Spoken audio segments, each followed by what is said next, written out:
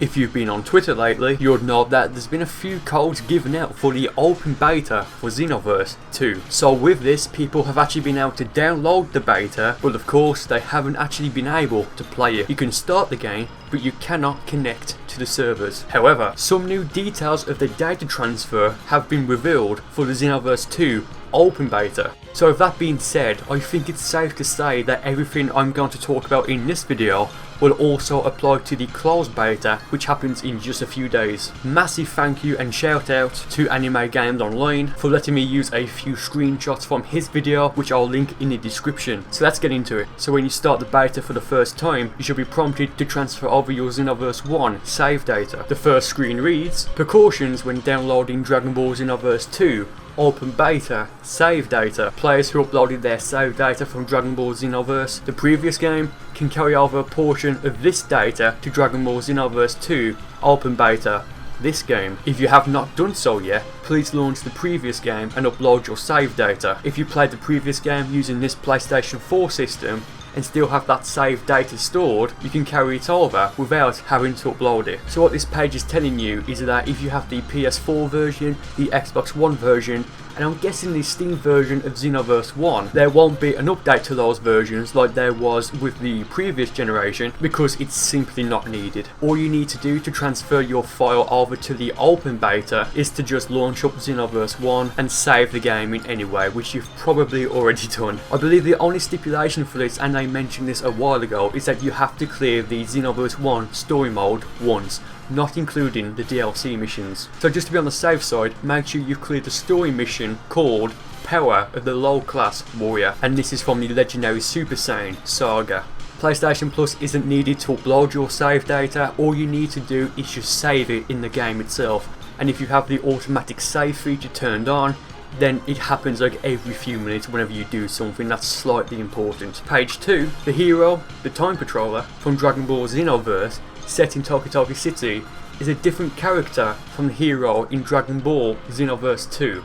The Time Patroller from the previous game is now known as a legendary warrior who saved history. If you customized your hero in the previous game, certain costumes and skills can be transferred to Xenoverse 2. However, only one Time Patroller's data can be carried over. So what this is saying is that, well, we already know this, but we're playing as a new character and not our Xenoverse 1 hero. The appearance of your Xenoverse 1 hero will transfer over to Xenoverse 2's Content City hologram, and you can only transfer over one of your avatars from Xenoverse 1. And he goes on to mention in just a little bit that it's one preset, which I'm guessing is going to be your first preset. So make sure your outfit and what attack you want to transfer over are in this preset here. They may give you an option to select which preset you want to transfer over, but just to be on the safe side, make sure everything's ready in the first one. And finally for this page, and they've said this before somewhere else, if you don't use the data transfer feature, which is 100% optional, all that will happen is that the Content City hologram and the hero that will reappear in the Xenoverse 2 story mode will just be the default red-headed Saiyan, which was used as sort of promotional material for Xenoverse 1. Yeah, that guy. So the next page, well, it's kind of a funny story because I actually recorded about 5 minutes of audio last week after the PS3 update came out, thinking the PS4 would be very soon,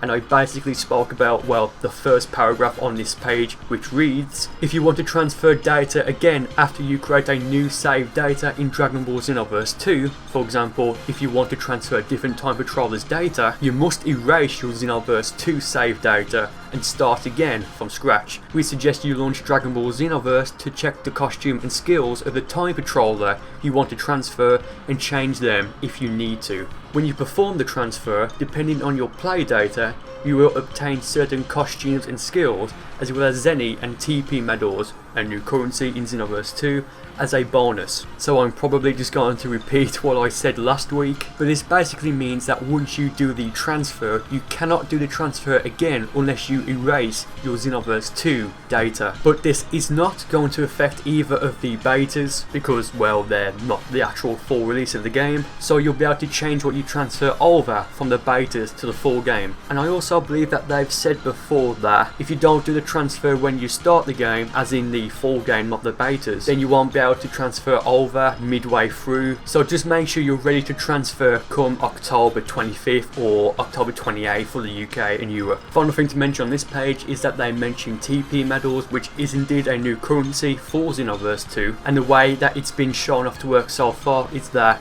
say a super attack costs something like, I don't know, 10,000 Zenny to buy, it might actually just cost 1 or 2 TP medals to actually buy if you want to use them, and you receive them from clearing expert missions and parallel quests for the first time, and other methods that I just cannot remember at the moment. Now the next page mentions what does and doesn't transfer over. The following equipment and skills that are set to your time patroller can be carried over when you transfer your data from Dragon Ball Xenoverse. Upper body, lower body, hands, feet, 4 super attacks, 2 ultimate attacks, and 1 evasive. Your time patroller's name, appearance, voice, and certain skills cannot be carried over, and some costumes and skills will look or behave differently. The time patroller you select cannot itself be used in Dragon Ball Xenoverse 2. So the first thing that caught my eye here was that Z Souls, or rather the Super Souls, will not transfer over at all. It also says that the appearance of your avatar will not transfer over, which that's just false. It's already been confirmed that the appearance your avatar will transfer over, and that's what the Content City hologram and the hero that's going to reappear in the Xenoverse 2 story mode will look like. So I don't know if this is some sort of typo, a mistake, or if they mean some of the appearance options won't return, which I doubt, but you never know. The name will change to just Toki City Hero, as you can see here. It also mentions that the voice won't transfer over, so your Xenoverse 1 hero will also be mute in this game and say absolutely nothing at all, but the same voice actors and materials used in Xenoverse 1 will also be present for Xenoverse 2, possibly more, as we've already seen from previous gameplay videos. Next is a list of skills which cannot be transferred over. If any costumes or skills that cannot be carried over are equipped, they will be exchanged for Zenny or TP points during the transfer process. Then it goes on to mention which skills cannot be transferred over, which are Super Saiyan 1, Super Saiyan 2, Super Vegeta 1, Super Vegeta 2, Kaioken, Kaioken times 3, Kaioken times 20, Unlock Potential, Right Javelin, Rebellion Spear, Tyrant Lancer, Prelude to Destruction, Strike of Revelation, and Symphonic Destruction. So you guys know what these transformations are and what they look like, so I'm not going to show them. But I'm very confused as to why these other attacks cannot be transferred over. If you've noticed, they are Bardock's and Wiz's attacks. So from this, I'm guessing that they've either not been programmed in yet, which I doubt, or they've just been removed completely. If it's the latter, then I can kind of understand for Wiz, because when they were developing him, the only material that they had to go on was the Battle of the Gods movie. But now they've got another movie and Dragon Ball Super. But still, we really haven't seen Wiz, actually fight. So I wonder if these moves have just been removed completely for whatever reason, I don't know. And I have no idea at all why the attacks for Bardock won't transfer over. So if they've been removed, again, I really have no idea why. The next page is fairly straightforward. Skills and costumes that cannot be carried over will be exchanged for Zenny or TP medals after processing the Time Patrol quests up to a certain episode. So what this means is that if you have Super Saiyan 2 equipped when you use the transfer, you won't be reimbursed for that skill straight away, only after a certain story mode mission. Which is weird because Masayuki Hirono has said before that you'll get Zenny depending on what you unlocked in Xenoverse 1, so you won't have to grind all of it out again in Xenoverse 2. But I guess from this that they've scrapped that idea. That's a shame, I guess. And the final page just asks if you're sure that you want to transfer your data from Xenoverse 1 to the open beta. Hopefully the attacks we transfer over to the open beta will be unlocked to us from the very beginning. For anyone who wants to know what I'm going to be transferring over, this is what my preset will be. The pilot suit for my upper body, the white battle suit from the Xenvoerse for my lower body, and for my hands and feet I'll be using the Wiz symbol battle suit. And I've just changed my Z Soul for the sake of it to Super 17s.